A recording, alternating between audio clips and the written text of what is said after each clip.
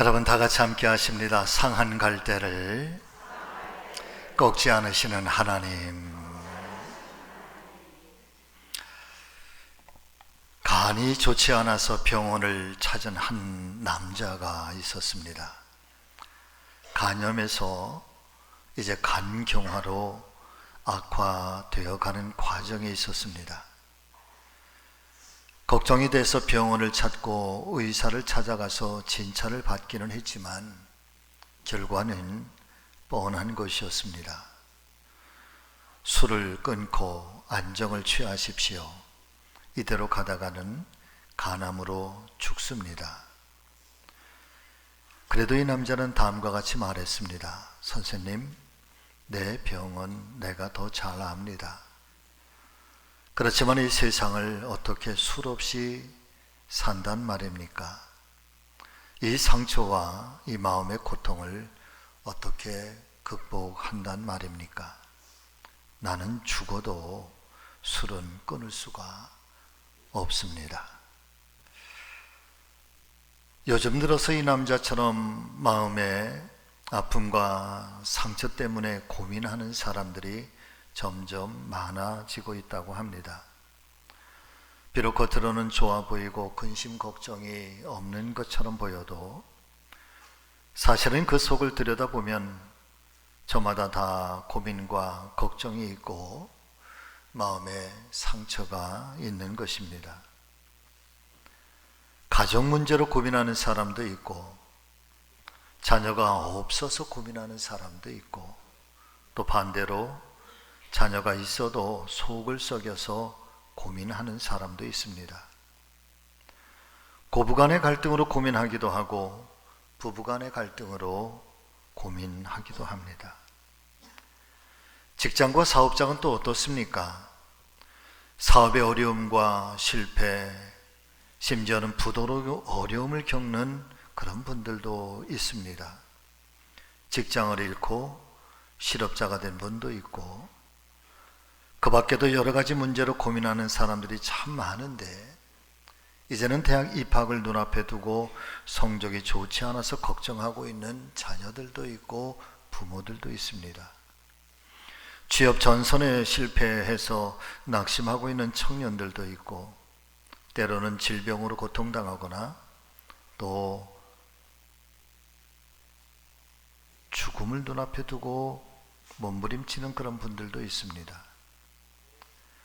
뿐만 아니라 가족이나 친구의 그런 죽음으로 고통을 느끼는 사람들도 있고 죄의식에 빠져서 고민하는 사람, 또 때로는 열등감에 빠진 사람, 때로는 억울하고 원통한 일을 당한 사람들이 많아서 때로 세상은 참 아우성인 것 같습니다. 그래서일까요? 러시아의 작가인 톨스토이라고 하는 사람은 이렇게 말을 해주고 있는데 사람은 자기의 십자가를 지고 인생을 살아간다. 틀린 말이 아닌 것 같습니다. 인간의 고민이 천태만상이요 백인백상이라고 하였으니 각자 나름대로 고민과 고통이 있고 상처를 안고 살아가고 있는 것입니다. 지금은 이런 마음의 상처와 고통과 슬픔이 혹여나 없다고 할지라도 조만간 생겨날 수도 있고 반대로 현재는 어렵다 할지라도 그것을 잘 극복하면 미래에는 그 어려움이 오히려 복이 되고 전화 위복이 될 수도 있는 것이니 참 사람의 인생이란 누구도 장담할 수가 없는 것 같습니다. 왜 우리가 하나님을 믿는 걸까? 왜 우리가 하나님을 의지하는 걸까? 그래서 전능하신 하나님을 의지하고 하나님 앞에서 늘 믿음으로 겸손하게 살아가야 할 이유가 여기에 있는 것 같습니다. 하나님 말씀인 성경 잠언서 18장 14절의 말씀은 우리에게 이렇게 말씀해 주시고 있는데 여러분 같이 읽으시죠. 사람의 심령은 그 병을 능히 이기려니와 심령이 상하면 그것을 누가 일으키겠느냐. 사람의 심령은 병을 능히 이긴다. 그런데 그 병을 이겨내야 하는 그 심령이 상하면 도대체 누가 이 모든 것들을 일으킬 수가 있겠는가? 달리 말씀을 드리면 육체의 병도 병이지만 마음의 병이 더욱더 심각하다는 말씀이고, 마음에 상처가 나면 어떻게 그 마음을 치료할 수가 있겠는가 라고 하는 말씀인 것입니다. 사랑하는 우리 성지가족 여러분, 오늘 아침에 저와 여러분들의 심령도 치료받고 다시 살아나기 위해서는 오직 하나님 생명의 말씀과 하나님 은혜와 위로가 필요하다는 이 사실을 분명하게 깨닫게 되시기를 바랍니다. 오늘 아침에는 상한 심령을 치료하여 주시는 하나님에 대하여 말씀을 드린 것처럼 상한 갈대를 꺾지 않으시는 하나님, 이 말씀의 제목으로 함께 은혜를 나누려고 하는데, 올 때의 마음과 갈 때의 마음이 달라지기를 바라고 올 때의 얼굴과 갈 때의 얼굴이 달라지시는 우리 성지 가족들이 다 되시기를 주님 예수 그리스도의 이름으로 축원을 드립니다. 첫 번째는 하나님은 마음이 상한 자를 가까이 하신다라고 하는 것입니다. 오늘 본문의 말씀은 한 손 마른 사람의 그 마른 손을 깨끗하게 치유해 주신 예수님의 이야기. 그런데 바리새인들이 아주 못마땅하게 생각하는 것은 바로 그날이 안식일이었었다라고 하는 겁니다. 그래, 안식일에 일하지 말라 하셨던 이스라엘의 율법을 어기고 예수님께서 그렇게 손 마른 사람의 병을 고치시고 또 그 외에 많은 사람들의 병을 고치시니, 심지어는 바리새인들이 이제 예수님을 죽일까, 어떻게 죽일까 모의까지 하였다. 그러면서 우리에게 들려주신 예수님의 말씀입니다. 근데 사실은 이 많은 말씀의 핵심은 상한 갈대를 꺾지 아니하시고 꺼져가는 심지를 끄지 아니하시는 분. 그래서 이 말씀에 예수님께서 우리에게 들려주시고 싶어하고 예수님께서 당대의 사람들에게 말씀하시고 싶어 하셨던 아주 근본적인 핵심의 주제가 있었다고 한다면 여러분 같이 해보실까요? 하나님은 과연 어떤 분이실까? 할렐루야. 하나님 과연 어떤 분이신가? 오늘 우리가 하나님을 믿고 또 하나님을 따르고 하나님을 의지하면서 살아가지만은 나에게 있어서 하나님은 과연 어떤 분이신가? 하나님께서는 오늘 나에게 어떤 하나님이 되어주시기를 원하시는가? 바로 그 질문에 대해서 오늘 예수님께서는 한마디로 대답을 하시는데, 하나님은 상한 갈대를 꺾지 아니하시는 분이시다. 하나님은 꺼져가는 심지를 끄지 아니하시는 그런 하나님이시다. 여러분, 갈대를 잘 알고 계시지 않으십니까? 참 연약한 식물입니다. 바람이 불면 그저 바람이 부는 대로 이렇게 흔들리고, 바람 앞에도 흔들릴 수 있는 것이 갈대. 약간의 힘만 주어도 갈대는 너무나도 쉽게 부러지고 꺾어지고 마는 것입니다. 그래서 갈대라고 하는 이 이름이 가진 상징성이 뭐 사람의 마음이 갈대와 같아 이렇게 흔들린다 뭐 그런 의미도 있겠지만은, 그런데 이 갈대가 가지고 있는 상징성이라고 하는 것은 아주 연약한 것을 의미하고 있는 것이죠. 그런데 오늘 말씀을 보면은 본래적으로도 약하디 약한 갈대임에도 불구하고 더욱더 가슴 아픈 것은 이 약한 갈대 중에서도 바로 상한 갈대라고 예수님은 말씀하시고 있는 것입니다. 더불어서 꺼져가는 심지라고 하였으니, 사랑하는 성도 여러분, 만일 이 꺼져가는 심지의 등불이 마저 꺼지고 난다고 한다면, 그리고 다가올 현실은 오롯이 캄캄한 암흑과 어둠밖에는 남겨지지 않는 것이죠. 특별히 상한 갈대와 꺼져가는 심지를 자연의 만물을 빗대서 말씀하신 것이 아니라 한 사람의 그 인생, 특별히 상한 갈대와 같은 인생, 꺼져가는 심지와 같은 인생들, 이 아프고 병들고 연약한 사람들, 그래서 그 거룩한 성일이라고 할지라도 안식일이라고 할지라도 그날에 그 약한 사람들을 구하고 그 사람들을 살리고 그 사람들을 고쳐주는 것, 이거 하나님께서 기뻐하실 일 아니겠는가 말이지. 이것이 선한 일이 아니겠는가. 예수님 그렇게 지금 말씀하시고 있는 거거든요. 여러분, 그때만 그럴까? 오늘을 살아가는 이 땅의 사람들에게 상한 갈대는 없을까요? 꺼져가는 심지와 같은 인생은 없을까요? 자, 그런 모든 인생 앞에 예수님 말씀하시기를 중요한 것, 우리 하나님은 과연 어떤 분이실까라고 하는 거죠. 캄캄한 어둠과 좌절, 그리고 상한 갈대처럼 이렇게 찢기고 저렇게 찢겨진 그런 인생이라고 할지라도 오히려 그 상한 갈대와 꺼져가는 심지와 같은 인생, 하나님 절대 방치하시거나 버려두시지 아니하시고 상한 갈대를 꺾지 아니하시는 하나님, 그렇게 하나님께서는 지키시며 보호해 주시는 하나님이라는 사실을 오늘 성경은 오늘도 저와 여러분들에게 말씀해 주시고 있는 줄로 믿습니다. 요한복음 8장의 말씀을 보면은 너무나도 유명한 말씀, 간음하다가 현장에서 잡혀온 한 여인에 관한 이야기를 성경은 우리에게 증거를 해 주시고 있습니다. 하루는 예수님께서 성전에서 말씀을 가르치고 있는데 바리새인들이 간음하다가 현장에서 잡힌 한 여인을 무참하게 여러분 예수님께로 끌고 왔습니다.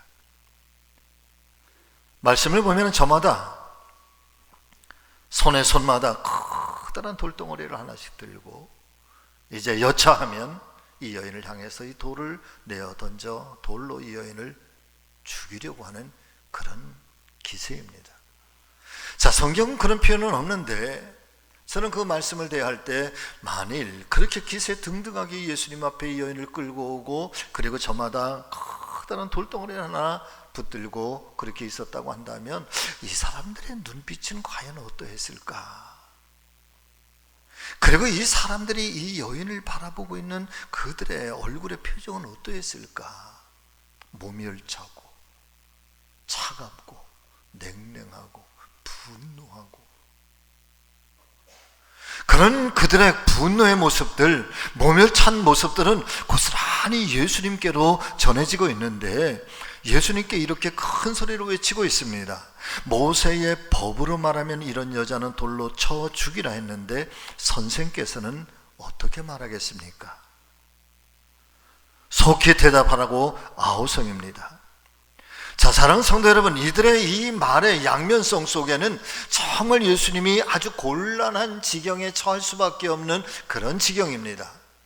모세의 율법대로 이 여인을 돌로 쳐서 죽여라 라고 하면 그때까지도 예수님께서 끊임없이 선포하며 하나님 나라를 선포하고 복음을 증거하면서 내 이웃을 내 몸처럼 사랑하라고, 하나님이 우리를 사랑하신다고, 하나님이 죄인들이라고 할지라도 회개하고 돌아오면 용서하신다고, 사랑하라고, 서로가 사랑하라고 외치셨던 예수님의 말씀이 무용지물이 될 것이고, 반대로 사랑으로서 이 여인을 용서하라고 말씀할 거면 모세의 율법을 정면으로 배치하는 것이니 오히려 모세의 율법을 배치했다고 이들은 공회에 예수님을 재판으로 넘기게 될 것입니다. 간음하다가 붙잡힌 여인, 자 여러분, 어쩌다가 이런 인생을 살게 되었을까? 이 삶이 내가 이 험악한 세상을 살아가는 내가 생존할 수 있는, 살아남을 수 있는 유일한 방법이었을까? 또 한편으로는 어떤 여인이라서 이런 인생을 살고 싶은 여인의 인생이 있을까? 어쩌면 하나님의 말씀인 성경은 예수님과 이 여인의 이야기를 통해서 아주 명확하게 들려주고 있는 것은, 이 여인은 상한 갈대와 같은 인생, 꺼져가는 심지와 같은 인생. 그런데 바리새인들은 그런 상한 갈대와 같은 이 여인을 완전하게 무참하게 꺾어버리고 싶은 거예요. 꺼져가는 심지 얼른 꺼버리고 싶은 거죠. 사랑하는 믿음의 성도 여러분, 믿음 밖의 세상은 과연 어떠할까요? 여러분, 믿음 밖의 세상은 어때요? 말씀을 준비하면서 잠시 멈추고 이 질문을 제가 던져보았습니다. 과연 교회 밖의 세상은 어떤가? 믿음 밖의 세상은 어떤가? 제 마음속에, 제 머릿속에 떠오르는 단어가 하나 있다고 한다면 잔인하다라고 하는 거예요. 세상은요, 꺼져가는 심지 다시 불 붙여주려고 하지 않습니다.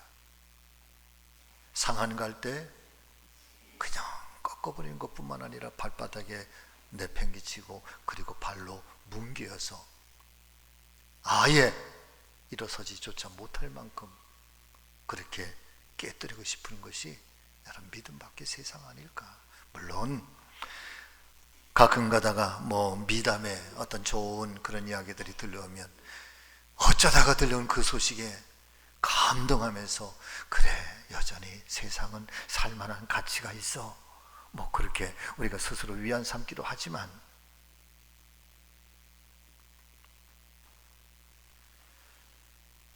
자, 그렇게 이게 분노하고 돌덩어리를 쥐고 있는 그 바리새인과 사람들을 향해서 예수님께서 여러분 땅바닥에 엎드려서 무언가 땅바닥에 쓰셨다고 그랬습니다. 그리고 일어나서 사람들에게 하시는 말씀이 바로 이런 말씀이었습니다. 너희 가운데 누구든지 죄 없는 자가 있거든 먼저 돌을 들어 이 여자를 쳐라. 누구든지 죄 없는 자가 있다면 이 도로 여인을 먼저 쳐라. 그러니까 한 사람 한 사람 슬그머니 다 없어지고 이제는 오롯이 예수님과 그 여자만 남겨져 있습니다. 여러분, 그때 예수님께서 여인에게 하신 말씀이 무엇이었습니까? 자, 이제 그거 그렇게 띄워주고 싶은 말씀이 이제 띄워주면 돼요. 여러분 같이 읽습니다. 나도 너를 정죄하지 아니하노니 가서 다시는 죄를 범하지 말라. 아멘. 우리 집사님이 2부 예배 때 이 말씀의 은혜가 됐나 봐. 이걸 빨리 띄워주고 싶어가지고 아까부터 사랑합니다. 여러분, 그리스도인들은 오늘 이 예수님의 이 말씀을 정말 깊이 새겨야 돼요. 가서 나도 너를 정죄하지 않는다. 나도 너를 정죄하지 않는다. 그러나 가서 다시는 죄를 범하지 말아라. 사랑하는 여러분, 세상에서 버림받은 사람 주님 버리지 않으셨습니다. 결단코 상하는 갈대와 같은 연약한 믿음 무시하지 않으셨습니다. 꺼져가는 등불과 같은 그 영혼 하나님 버리지 아니하십니다. 때로 우리가 시험에 넘어지고 유혹에 못 이겨 죄 가운데 빠질 때도 있지만 그런 우리들 주님 결코 모른다 하시지 않으십니다. 시편 34편 18절과 19절 말씀을 보니까 성경은 우리에게 하나님을 이렇게 소개를 해주시고 있습니다. 또 같이 읽습니다. 여호와는 마음이 상한 자를 가까이 하시고 충심으로 통회하는 자를 구원하시는도다. 의인은 고난이 많으나 여호와께서 그의 모든 고난에서 건지시는도다. 아멘. 마음이 상한 자를 어떻게 하신다고요? 가까이 하신다. 이게 아이러니한 거예요. 상한 갈대로 세상은 끊임없이 내팽개치고 어떻게 해서든지 아예 그 숨통마저 끊어버리려고, 그래서 다시는 일어서지 마. 그래, 나만 쓰면 되니까, 나만 오롯이. 그런데 우리 하나님은 어떤 분이신가? 오히려 그 상한 갈대와 같은 그 심령을 하나님 가까이 하신다는. 여기서 마음이 상했다라고 하는 것은 영어 성경을 보니까 브로큰이라고 하는 말을 썼어요. 더군다나 심장이 브로큰, 깨어졌다. 심장이 산산조각이 났다. 여러분, 거대한 해머와 같은 거대한 망치를 가지고요, 단단한 바위를 막 내리쳐. 그냥 사정없이 내리쳐. 끊임없이 내리쳐. 그러면 아무리 단단한 바위라도 여러분 금이 가고 파편들이 막 깨져 천지사방으로 막 날아가요. 그래서 아주 산산조각이 난, 무엇인가 아주 강력한 충격의 힘, 어떤 인생의 깊은 상처들, 아픔들, 눈물들, 실패, 고통, 고민, 염려, 걱정, 이런 것들이 내 심장을 사정없이 두드려 깨뜨려 산산조각이나. 어떻게 견뎌내느냐 말이에요. 어떻게 그 삶이 여러분 일어날 수가 있겠는가 말이에요. 하나님은 바로 그렇게 산산조각이 난 그 인생을 하나님 가까이 하신다. 혹여나 살아가시는 중에 어떤 뜻하지 않은 일들로 인해서 여러분 그 마음이 산산조각이 나는 것처럼 어찌할 바를 모르고 갈팡질팡하는 때가 있지는 않으셨습니까? 오늘 이 아침에 들려주시는 하나님 말씀을 부여잡고 하나님의 사랑의 음성을 들으시게 되기를 예수님의 이름으로 축복합니다. 그리고 오늘 이 아침에 어떤 심령을 가지고 오셨든지, 올 때에 무거운 마음이면 갈 때에는 가벼운, 올 때 얼굴과 갈 때 얼굴이 다르고 올 때의 마음과 갈 때의 마음이 달라지는 축복의 은혜가 저 여러분 모두에게 이 아침에 함께하기를 예수님의 이름으로 축원합니다. 자, 두 번째는 하나님은 마음의 중심에 통회하는 자를 구원해 주신다라고 하는 것입니다. 시편 51편 17절의 말씀 여러분 같이 읽으시죠. 하나님께서 구하시는 제사는 상한 심령이라. 하나님이여 상하고 통회하는 마음을 주께서 멸시하지 아니하시리로다. 아멘. 우리가 비록 상한 심령이라고 할지라도, 상처가 많은 인생이라고 할지라도 하나님께서는 오히려 더 우리를 위로해 주시고 은총을 베풀어 주시는 하나님이신데, 이 시편 51편의 이 시편의 기자는 아마 많은 사람들에게 멸시를 당했던 모양이에요. 이 사람 저 사람에게 멸시를 당하는. 그런데 하나님 은혜 안에 있으니까 하나님 찾으시는 심령은 상한 심령, 하나님 찾으시는 제사는 상한 심령의 제사라. 하나님은 이 상한 심령을 가진 자 멸시하지 아니하신다는. 여러분, 하나님 우리의 피난처라고 하는데 때때로 우리의 삶이 세상 속에서 자랑스러운 것만 아니라 때때로 정말 마음 상할 때가 있지 않으세요? 멸시당할 때와 같은 때 있지 않으세요? 저는 어제 남성교회 영성수련회를 하시는데 어떤 권사님께서 이렇게 나오셔서 소감을 발표하고 비슷하게 간증을 하시는데 마음에 울컥했어요. 그러시구나. 어린 시절의 삶이라고 하는 건 정말 고달픈 인생이셨구나. 네. 그런 속에서도 살아남으셨구나. 그런 속에서도 그 어려움 속에서, 큰 눈물 속에서 정말 쉼 없이 일에 파묻혀서 살아 오늘을 이루셨구나. 자, 영국의 시인이고 소설가인 오스카 와일드라고 하는 분이 이런 말씀을 우리에게 전해주고 있습니다. 상한 마음으로 통회하지 않고 어떻게 주 예수 그리스도께서 우리의 마음속에 들어올 수 있단 말인가. 여기에서 중심에 통회하는 자, 여러분 내 영혼의 깊은 곳에서부터 내 자신의 죄를 깊이 뉘우치며 회개하는 마음을 의미하는데, 더 나아가서 우리의 영혼의 깊은 곳, 저는 성경의 가장 극적 장면 중에 하나가 바로 다윗의 눈물의 기도인데요. 다윗이 밧세바를 범하고 나서 그게 얼마나 큰 죄인지 죄를 몰랐어요. 자기의 신하를 전쟁터에 그걸 감추기 위해서 전쟁터의 최전선에 내보내서 최고의 충성스러운 신하 우리아를 그렇게 죽게 하는 것, 그것이 얼마나 큰 죄인지 다윗 죄인지 몰라요. 나단 선지자가 와서 비로소 알려주고 나니까 그제서야 깨우쳐서 3일 밤낮을 벽엔잎을 적시면서 하나님 앞에 눈물로 통회하면서 울고 회개하는데, 내 죄가 하늘에 닿았다. 하나님, 내 죄를 용서해 달라고, 나를 다시 한 번만 더 정결케 해달라고, 내게서 성령을 거두지 말아 달라고 여러분 그렇게 눈물로 기도해요. 왜 다윗의 인생의 가장 극적인 장면인고 하면, 여러분 죄가 없어서가 위대한 사람이 아니라요, 죄를 회개할 줄 알기 때문에 위대한 사람인 거예요. 믿으시면 아멘.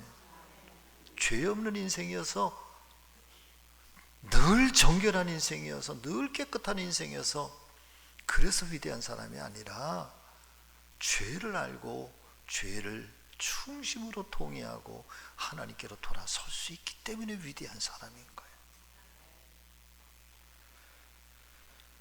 바로 그런 통회하고 마음이 겸손한 자 하나님께서 함께 하시고, 하나님께서 위로하시고, 하나님께서 그 상한 심령 꺾지 아니하시고, 하나님께서 반드시 일으켜 주시고 세워 주실 것을 믿으시기를 바랍니다.